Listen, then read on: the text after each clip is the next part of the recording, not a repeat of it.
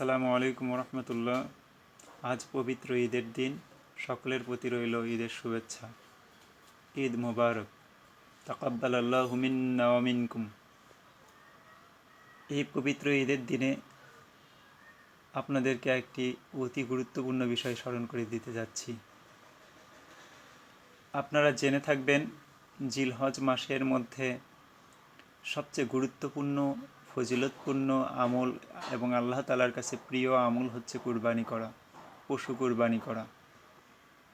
এই মহান কুরবানি আমাদের জাতিপিতা হজরত ইব্রাহিম আলাইহিস সালাম ও ইসমাইল আলাইহিস সালাম এর মহান আত্মত্যাগ, আল্লাহ রাব্বুল আলামিনের প্রতি তার আনুগত্য, পরীক্ষায় উত্তীর্ণ হওয়ার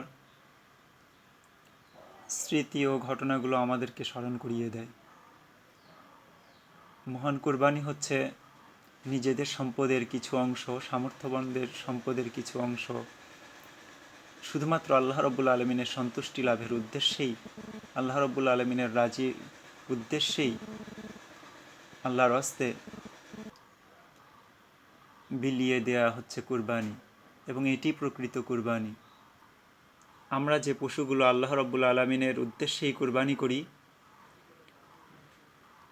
সে ব্যাপারে মহান আল্লাহ রাব্বুল আলামিন বলেন, বিসমিল্লাহির রহমানির রহিম, লা ইয়ানালাল্লাহু লুহুমুহা ওয়ালা দিমাউহা ওয়ালাকিন ইয়ানালুহুত তাকওয়া মিনকুম। অর্থাৎ কুরবানিকৃত পশুর গোশত বা রক্ত আল্লাহ তাআলার নিকট পৌঁছায় না, বরং তোমাদের তাকওয়া তার নিকট পৌঁছায়। সম্মানিত দর্শক শ্রোতা, তাহলে আমরা এই আয়াত থেকে জানতে পারলাম কুরবানির মূল বিষয় হচ্ছে তাকওয়া, আল্লাহ ভীতি, অর্থাৎ আল্লাহ রাব্বুল আলামিনের কাছে সওয়াব পাওয়ার আশা, আল্লাহর অসন্তুষ্টি ও শাস্তি থেকে আত্মরক্ষার তামান্না, আকাঙ্ক্ষা বা আগ্রহ। আমরা লক্ষ্য করছি কুরবানির পশু সোশ্যাল মিডিয়াতে ছাড়িয়ে দেয়া, এটা ইবাদতের ইখলাস নষ্ট হয়ে যায়। আমাদের এই গুরুত্বপূর্ণ ইবাদত, যেটা আল্লাহ রাব্বুল আলামিনের উদ্দেশ্যে হওয়ার কথা ছিল, সেটা লাইনচ্যুত হয়ে যায়, মানুষকে দেখানোর উদ্দেশ্য হয়ে যায়, গোশত খাওয়ার উদ্দেশ্য হয়ে যায়। আমরা আমাদের এই কুরবানির পশুগুলোকে সোশ্যাল মিডিয়াতে তুলব না ইনশাআল্লাহ।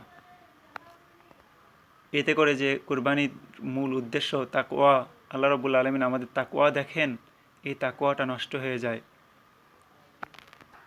সামান্য একটি ছবি উঠিয়ে ফেসবুকে দেওয়ার মাধ্যমে আমরা আমাদের এই অতি মূল্যবান কুরবানিকে নষ্ট করব না। আল্লাহ রাব্বুল আলামিন আমাদেরকে সহিহ বুঝ দান করেন এবং আমাদের কুরবানিগুলোকে কবুল করিয়ে নিন। কুরবানির সাথে আমাদের যাবতীয় ইবাদতগুলোকেও কবুল করিয়ে নিন। আমিন।